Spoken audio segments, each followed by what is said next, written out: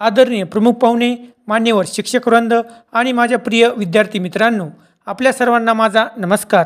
आज मी आपल्यासमोर भारताचे महान समाजसुधारक, अर्थतज्ञ, लेखक आणि भारतीय राज्यघटनेचे शिल्पकार डॉक्टर बाबासाहेब आंबेडकर यांच्याविषयी काही शब्द मांडणार आहे।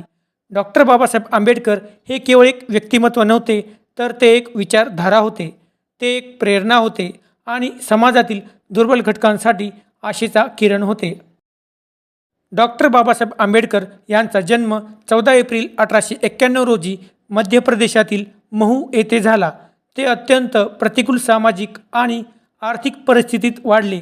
लहानपणापासूनच त्यांना जातीय भेदभाव आणि अस्पृश्यतेचा सामना करावा लागला। शाळेत त्यांना इतर मुलांप्रमाणे बसण्याची किंवा पाणी पिण्याचीही मुभा नव्हती, पण या सगळ्या अडचणींनी त्यांचा आत्मविश्वास कधीच खचला नाही। त्यांनी शिक्षणाला आपल्या आयुष्याचे ध्येय बनवले। त्यांनी कोलंबिया विद्यापीठ आणि लंडन स्कूल ऑफ इकॉनॉमिक्स येथून उच्च शिक्षण घेतले। त्या काळात इतक्या उच्च शिक्षणाची प्राप्ती करणे ही अत्यंत मोठी गोष्ट होती। त्यांच्या ज्ञानाचा उपयोग त्यांनी केवळ स्वतःच्या प्रगतीसाठी न करता संपूर्ण समाजाच्या उन्नतीसाठी केला। भारतीय राज्यघटनेचे मुख्य शिल्पकार म्हणून त्यांनी सर्व नागरिकांना समान हक्क, स्वातंत्र्य आणि न्याय मिळावा यासाठी अथक परिश्रम घेतले। त्यांनी संविधानामध्ये मूलभूत अधिकारांचा समावेश करून प्रत्येक व्यक्तीला सन्मानाने जगण्याचा अधिकार दिला। त्यांचे विचार आजही आपल्या लोकशाही व्यवस्थेचा आधार आहेत। डॉक्टर बाबासाहेब आंबेडकर यांनी स्त्रियांच्या हक्कासाठीही मोठे योगदान दिले।